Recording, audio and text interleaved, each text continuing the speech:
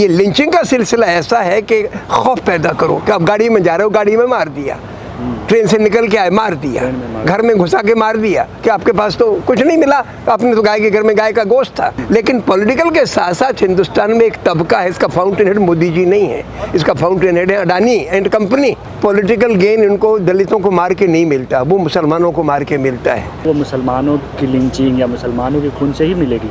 फिलहाल तो चल रही है, लेकिन मेरा अंदाज है कि 2024 में बदलेगी। कम्युनल फोर्सेस नहीं होते हैं, सेकुलर फोर्सेस होते हैं। ये इनका निशाने पे कांग्रेस आ जाएगी, कहीं जाएंगे तो समाजवादी पार्टी आ जाएगी, कहीं जाएंगे तो आरजेडी आ जाएगा। केजरीवाल की वजह से गुजरात का चुनाव में कांग्रेस की फजीती हो गई, लार्जली बिकॉज के 5% वोट ने खींच लिए और उसकी वजह से 15% वोट कांग्रेस की कम। मुसलमानों की लिंचिंग भी करेगी, वोट हासिल करेगी। क्या है कि सरहदों के झगड़े वोट हासिल करने के लिए ही कराए जाते हो, किए जाते हैं। सर, जिस तरह से देश में आए दिन लिंचिंग की घटनाएं बढ़ती जा रही है, एक दूसरे समुदाय को टारगेट किया जा रहा है, उसको आप किस तरह से देखते हैं? क्या ये चुनावी राजनीति से पहले मुसलमानों को मोहरा बनाया जा रहा है या फिर ये ऐसे ही चलता रहेगा देश में? ये चुनावी राजनीति से पहले की बात नहीं है, अखलाक से शुरुआत हुई इस सिलसिले की। दादरी एक यूपी में जगह है, वहाँ से। लेकिन पूरी सांप्रदायिकता जो है वो राजनीतिक औजार ही है। पहले दंगे फसाद होते थे बड़े पैमाने पे, नीली का हुआ, भागलपुर का हुआ, बम्बई का हुआ, गुजरात का हुआ। वो भी एक उसी फितरत का हिस्सा है कि पहले बड़े दंगे कर, हुकूमत में बड़े दंगे कराते हैं, हुकूमत हासिल कर लेते हैं। तो गुजरात का एक एक्सेप्शन हुआ, वरना इस प्रकार की हिंसाएं करते हैं। और गुजरात में तो उनको एक नई तरकीब मिल गई, तो हुकूमत हासिल करने के ही ज़रिए है।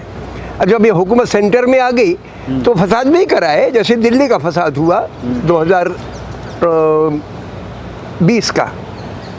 लेकिन उसके अलावा ये लिंचिंग का सिलसिला ऐसा है कि खौफ पैदा करो कि आप गाड़ी में जा रहे हो, गाड़ी में मार दिया, ट्रेन से निकल के आए मार दिया, घर में घुसा के मार दिया कि आपके पास तो कुछ नहीं मिला, आपने तो गाय के घर में गाय का गोश्त था। कोई सर पैर नहीं जिस बात का, ऐसा इल्ज़ाम लगा के वहाँ यूसुफपुर एक लड़का है, वहाँ पे खेड़ा खलीलपुर में, मेवात में, उसको कत्ल कर दिया।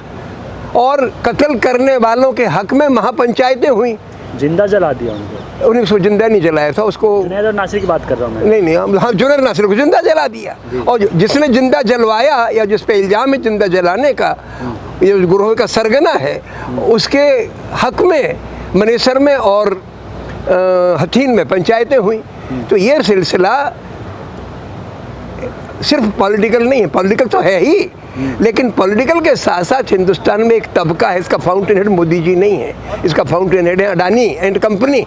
अडानी है इसका हाल। अडानी माने मतलब लिंचिंग में नहीं, मैं कह रहा हूँ corporate class, as a class की बात कर रहा हूँ, जो चाहती है कि फिरका वारियत की ताकतों को सर पे बिठाओ, मतलब हुकूमत में बिठाओ, ताकि इनकी मदद से हम लूट खसोट जारी रख सके हिंदुस्तानी अवाम की। लेकिन सर, इतनी सारी लिंचिंग होती है लेकिन किसी पे कार्रवाई नहीं होती, आखिर क्या वजह है कि सिर्फ मुसलमान की लिंचिंग हुई तो कार्रवाई नहीं होगी, वहीं अगर दूसरे समुदाय की लिंचिंग होती है तो उस पर एक्शन लिया जाता है? तो क्या ये इस देश में मुसलमानों को दोहरे नागरिकता दी जा, जिसे होता नहीं कि दुइयम नागरिक बनाना? बेटे ऐसा है कि लिंचिंग तो मुसलमानों के अलावा और भी हुई हैं, दलितों की उनकी भी कार्रवाई नहीं हुई, लेकिन पॉलिटिकल गेन इनको दलितों को मार के नहीं मिलता, वो मुसलमानों को मार के मिलता है। वजह ये है कि पिछले करीब सन 1857 के बाद की बात है, करीब हो गए 150 बरस से इस देश में राजनीति में वो आइडेंटिफाई करते हैं। नफरत तो 5 लोगों से मैंने अभी जिक्र किया था, लेकिन टारगेट ने कहा 5 को तो हम इकट्ठे नहीं लड़ सकते, एक को बहाना बना लो ताकि इनके ज़रिए लोगों की आंखों पे पर्दा डाल दो, पोलराइजेशन पैदा करो, हुकूमत हासिल करो। पहले अंग्रेज़ों के हक में करनी पड़ती थी, अब व्यापारियों के हक में करते हैं। इसलिए हिंदुस्तान का जितना व्यापारी है उसमें 90% व्यापारी फिरका वारियत का शिकार है। तो सर, मैं ये कह रहा था कि जो हिंदुस्तान की सियासत है, क्या वो मुसलमानों की लिंचिंग या मुसलमानों के खून से ही मिलेगी? फिलहाल तो चल रही है, लेकिन मेरा अंदाज़ है कि 2024 में बदलेगी। लेकिन सर, इंडिया अलायंस जो गठबंधन हुआ उसमें 26 पार्टियां हैं जो मुसलमानों को प्रतिनिधि करती है, जैसे AIMIM हो गया, अवधुद्दीन अजमल की पार्टी हो गई, उन लोगों को साइड कर दिया गया, कुछ ही जो मुस्लिम पार्टी उसको लिया गया है।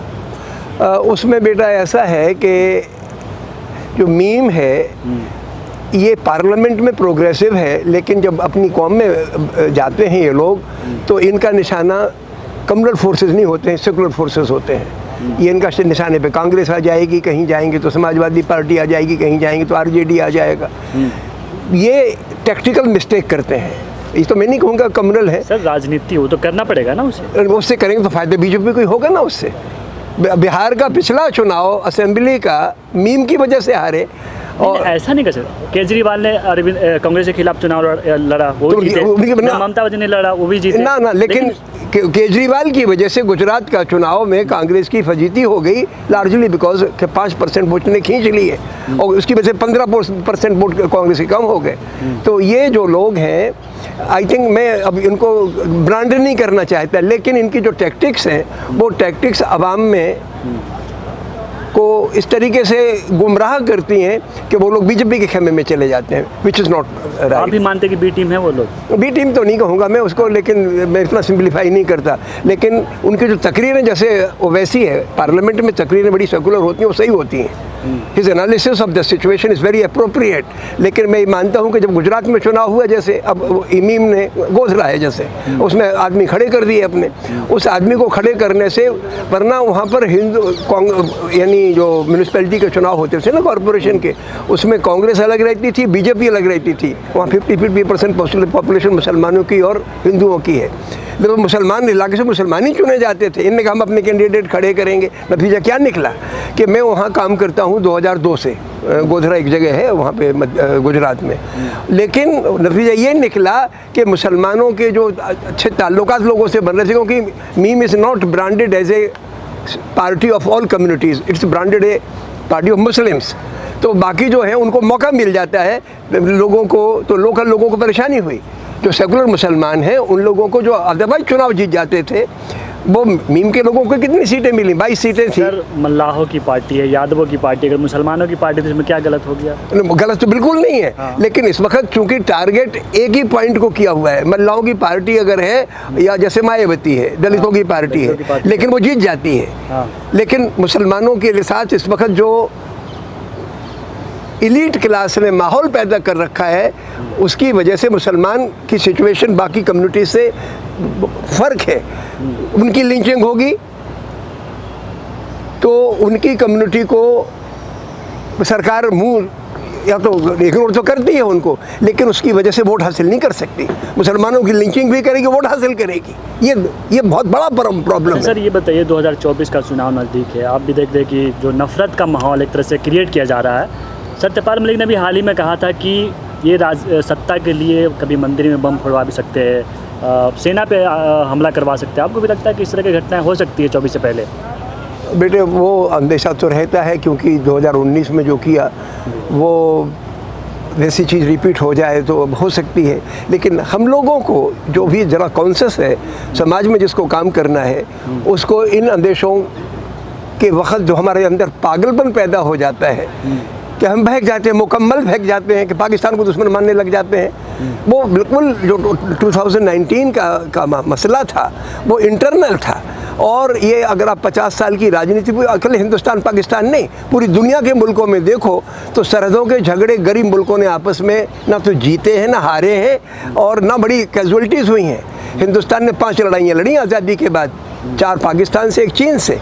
कुल मिला के 11,500 हमारे सैनिक मरे, उससे ज़्यादा लोग तो इंटरनल वायलेंस में मर गए। तो होता क्या है कि सरहदों के झगड़े वोट हासिल करने के लिए ही कराए जाते हो, किए जाते हैं। सर, आप पूरे देश भर में घूमते हैं, आप चाहते हैं कि पूरे देश में कायम मोहब्बत और ये आपसी भाईचारा कायम रहे, तो क्या संदेश देना चाहेंगे जो युवा है या जो देशवासी हैं, उनको क्या कहना चाहेंगे, कैसे इस नफरत को ख़त्म किया जाए? मैं इसमें 3 बातें कहना चाहता हूँ। पहली बात, आप लोग इस देश में या धरती पर जो पैदा हुआ वो हिंदू या मुसलमान नहीं है, इंसान है मुकम्मल। ये तो जैसे मेरा नाम विपिन त्रिपाठी है, तो मुझे एक लेबल लगा है ना नाम का, बेसिकली तो मैं एक इंसान हूँ। अगर मैं सच्ची बात करता हूँ सच्चा कहलाऊँगा, चोरी करता हूँ चोर कहलाऊँगा। इंसान की पहचान उसे अखलाक और सोच विचार से होनी चाहिए, उसके ऊपर लगे जात के, धर्म के, देश के लेबल से नहीं होनी चाहिए। यूथ को अपने अंदर जो फितूर पैदा कर रखा है, एक तो उससे हटा ले।